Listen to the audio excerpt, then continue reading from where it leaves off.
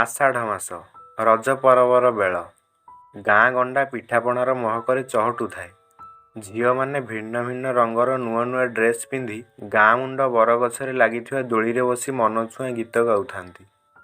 छोट छोट कुनी कुनी पिला माने गाँ दांडरे मन खुशी खेलुथांती। मानस, दीपू और राजू गाँ दोल मंडप उपरे बसी कथा हेउथांती। सेमाने बसिथिबा मंडप पार्श्वरे तांको गाँर मुख्य सड़क लंबी जाइछि। रास्ताटी आज कौन पे बहुत भिड़ भिड़ मन होउछि। धाड़ी को धाड़ी गाड़ी सांगू किछि स्त्री लोकों पदयात्रा संदेह को बढ़ई देउछि। एते भिड़ देखी राजू पचारला, आज कौन कि रास्तार एते भिड़? कहीं आगरू तो रास्तार एते भिड़ हुएनी। राजू प्रश्नर उत्तर देवाकू जाई मानस कहिला, अरे बुद्धू तोर कौन मने नहीं, आज परा पहिली रज। प्रत्येक वर्ष रज 3 दिन जाक मुकुंदपुर माँ हरचंडी देवी पीठरे रजपदा अनुष्ठित होउछि। ए वर्ष भी होइछि। रंग बेरंगर आलुओरे सुसज्जित यात्रा पड़िया, भली की भली भिन्न भिन्न प्रकार रजदोली, शह शह दुकान, एमिति केते कौन। सेइथिपई तो आज हजार हजार लोकों भिड़ लगी माँ पीठ को। राजू कहिला, अरे मोर की भूला मन देख, ए कथा मोर जम्मा भी मने नथिला। मु पिलादिने बहुत थर जाइछि, केते मजा करिछि। चाट चाउमिन खाइछि, रजदोली रे बसिछि। हेले एबे हॉस्टेल रहिला परठारु किछि वर्ष हेबो जाई हेउनी। राजू पार्टीरु कथा न शुणु दीपू कहिला, ए वर्ष तो आमे समस्ते गाँ रे अच्छे, चालुन आज जाई बुली आसीबा। मानस कहिला, हाँ ठीक कथा, आज जाई बुली आसिले भल हेबो। तुमे दुई जण संध्या बेलକୁ एई मंडप पाखକୁ चली आसीबो। मु मो भाईଙ୍କ मोटरसाइकेल आनी ए मंडप पाखକୁ आसीबी। एइठू समस्ते सांग होई जिबा। एतिकी कुआ कही होई जेजा घर को चली गले। बहुत दिन पर रजपदा जीवे बोली समस्तଙ୍କ मन बहुत खुशी। दिन जाक उत्सुकतार अपेक्षा पर संध्या आसिला। मानस ता भाईଙ୍କ मोटरसाइकेल धरी मंडप पाखକୁ आसिला। से दुई जण आगरू आसी अपेक्षा करथिले। समस्ते गाड़ी रे बसी यात्रा आरंभ कले से पूर्व उल्लिखित गाँ मुख्य सड़क रे। गाँ ठारू मुकुंदपुर प्राय 12 ରୁ 15 किलोमीटर हेबो। 45 मिनिट यात्रा पर संध्या 7टा बेलू जाई पहुंचिलु रजपदा पाख पार्किंग एरिया रे। पार्किंग रे गाड़ी रखिदे चलले रजपदा आड़कू। पड़िया भितर पशु पशु तोरण आ रंग बेरंगर लाइट रे सुसज्जित विराट गेट देखणाहारी मनमुग्ध कला परी आडंबर। आरंभरू लाइन लगी थाए बहुत भेराइटर फास्ट फूड दुकान गुड़िकर। दीपू टिके खाइबा प्रेमी पिला। फास्ट फूड को देखी रही न पारी कही पकेइला, आगे आस कौन टे खाईदेवा, तापर जाई बुलाबुली करिवा। ता कथा सुनी मानस ता उपरे चिड़ी जाई कहिला, तोर एई प्रकृति गलानी, जुआडे गले आग खाइबा चिंता।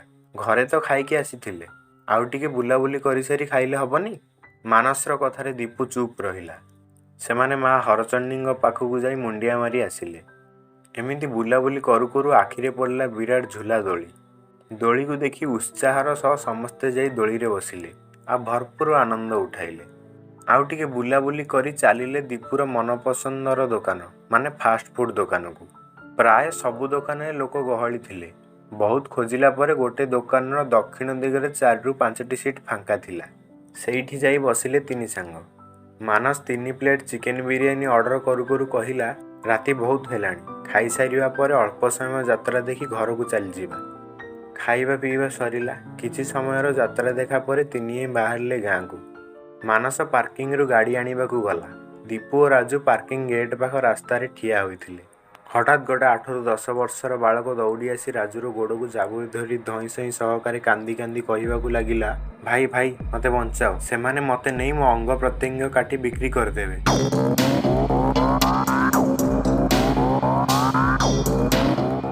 राजू और दीपू किछि बुझी पारु नथांती। राजू हड़बड़ होई कहिला, को मान तो अंग प्रत्यंग काटिदेवे, तू किए, तो बापा माँ कहांती, आ तू केमिति जानलु सेमान तो अंग प्रत्यंग काटिदेवे बोली। पिलाटी पूर्व भली डर मिशा भयानक स्वर रे कहिला, हाँ मु 7 वर्ष पूर्व जानी सारिछि सेमाने मो सहित कौन करथिले।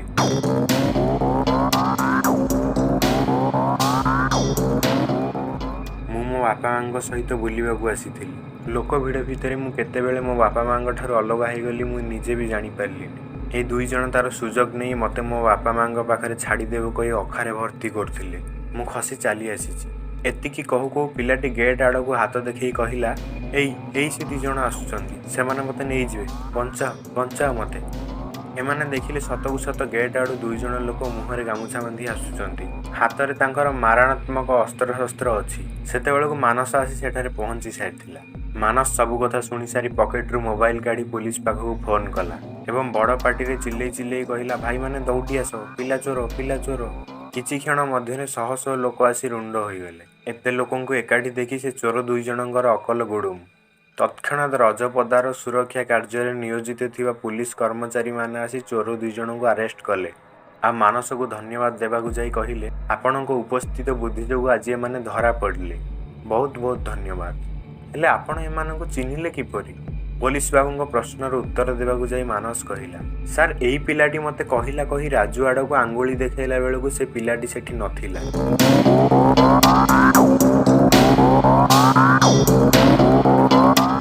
ମାନସ ବଡ଼ ବିବ୍ରତର ସହ ତାକୁ ଖୋଜିବାକୁ ଲାଗିଲା। ରାଜୁ ଏବଂ ଦୀପୁ ବି ଖୋଜିଲେ, ହେଲେ କୋଉଠି ବି ପାଇଲେନି। ଏତିକି ବେଳେ ପୋଲିସ ବାବୁ ତାଙ୍କ ପକେଟରୁ ମୋବାଇଲ ବାହାର କରି କାହାର ଗୋଟେ ଫଟୋ ଓପେନ୍ କରି ମାନସ ଆଡ଼କୁ ଦେଖାଇ କହିଲେ, ଦେଖିଲ ଇଏ ସେଇ ପିଲା? ମାନସ କହିଲା, ହଁ ସାର୍, ହଁ ଏଇ ପିଲା। ହେଲେ ଆପଣଙ୍କ ମୋବାଇଲରେ ଫଟୋ? ସେଇଠୁ ପୋଲିସ ବାବୁ କହିଲେ, ଆଜକୁ ପ୍ରାୟ 7 ବର୍ଷ ତଳେ ସେ ପିଲା ତା ବାପା ମାଙ୍କ ସହ ଏଇ ରଜପଦା ବୁଲିବାକୁ ଆସିଥିଲା। ଲୋକଙ୍କ ଭିଡ଼ ଭିତରେ ସେ ତା ବାପା ମାଙ୍କ ଠାରୁ ଅଲଗା ହୋଇଯାଇଥିଲା। ଠିକ୍ ଏହି ସମୟରେ କେଉଁ ଅଜଣା ଲୋକ 2 ଜଣ ତାକୁ ସାଙ୍ଗରେ ନେଇଯାଇଥିଲେ। ଆମେ ଏଇଠି ଡ୍ୟୁଟି କରୁଥିବାରୁ କେସ୍ଟି ଆମ ପାଖରେ ଫାଇଲ୍ ହୋଇଥିଲା। ଆମେ ଯେତେ ଖୋଜାଖୋଜି କଲା ପରେ ବି ତାକୁ ପାଇନଥିଲୁ। କିଛି ଦିନ ପରେ ଏଇ ପଡ଼ିଆ ପାଖ ନଦୀରୁ ତା ଶବ ଉଦ୍ଧାର କରିଥିଲୁ। ତାର ସବୁ ଅଙ୍ଗ ପ୍ରତ୍ୟଙ୍ଗ କାଢ଼ି ନିଆଯାଇଥିଲା। ସେଇ ବର୍ଷଠାରୁ ମୁଁ ଗୋଟେ କଥା ଲକ୍ଷ୍ୟ କରୁଛି, ଯେତେ ଥର ବି ଏ ପଡ଼ିଆକୁ ପିଲା ଚୋର ଆସୁଛନ୍ତି, ସେ ପିଲାଟି କେଉଁ ନା କେଉଁ ଉପାୟରେ ସେମାନଙ୍କୁ ଧରେଇ ଦେଉଛି। ଏତିକି କହି ପୋଲିସ ବାବୁ ସାଲ୍ୟୁଟଟିଏ ମାରି କହିଲେ, ଧନ୍ୟ ତୁମେ ପୁଣ୍ୟାତ୍ମା। ଉପସ୍ଥିତ ଲୋକମାନଙ୍କର ବି ମୁଣ୍ଡ ତଳକୁ ହୋଇଯାଇଥିଲା।